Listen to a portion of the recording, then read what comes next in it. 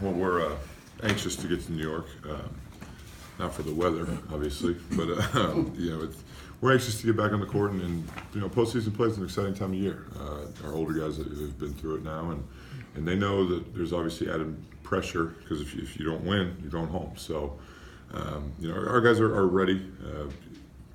Very familiar with Florida State, obviously, having played them twice, split the series. So, got to look at some things that we did well, that they did well against us, and try to make some adjustments and improvements. But we're anxious to get up there and get going.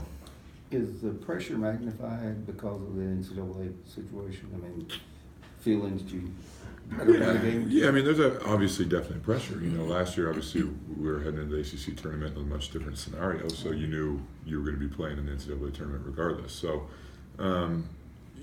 there is added pressure, but it's just every win you get obviously improves your chances. So that's just the way you have to look at it. But we're going up there with the mindset we just got to try to go up there and make a deep run in the ACC tournament, and then if we're able to do that, that'll obviously help us going into next week. So but you can't look ahead. You can't even look at the bracket. You just got to say who you're playing first, and that's Florida State.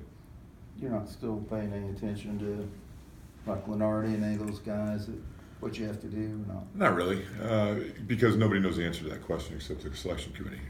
As good as accurate as Joe Lenardi is over the years, it's never perfect. So, you can pay attention to it, you can look at it, but it doesn't change the fact that we need to try to beat Florida State. It's that simple. So, if we can do that, we feel like it helps our chances. But we just want to beat Florida State because that's our next game. And I'm sure Florida State's saying the same thing, and every team who's playing still is saying the exact same thing. They just want to beat who's in front of them.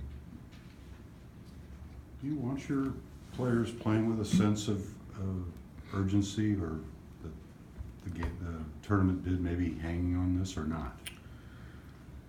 It doesn't. I think they will, just because they're smart kids. They know what's going on. They know that we're in the quote unquote on the bubble position. So every win you get from this point forward helps, and it's not something I have to go in the locker room and say, we have to win this game, guys. You need to play like our life is on the line, because they know what's at stake. I mean, they're smart kids. They're on social media just like everybody else. I'm sure they hear things, they read things, they see things. So I'm not going to add any pressure to them, because I can tell that they're excited to come out and play tomorrow. Can you tell when a team is feeling too much pressure? Some teams you probably can.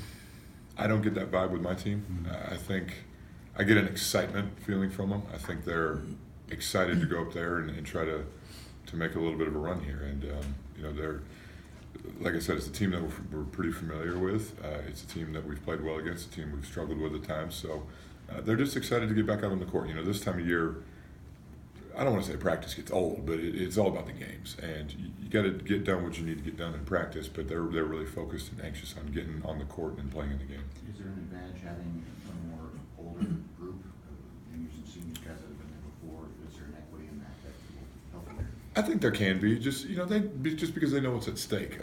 Last year we haven't had a whole lot of luck or success in the ACC tournament, so hopefully we can turn that around a little bit this year too. But they know what's at stake. Like I said, they're smart kids. They know where we are. I mean, it's not something we have to beat into their brains every single day. They know what the situation is. So, with that being said, they're focused on what we need to do from a basketball game plan standpoint to try to win this game tomorrow. I think it was honestly that it said that when they've had their backs to the wall, they're such kind of, I think he said they can be goofy together. Does that help when your backs are at the wall, when a team is really loose, you're a team, and you kind of sometimes do act a little goofy on?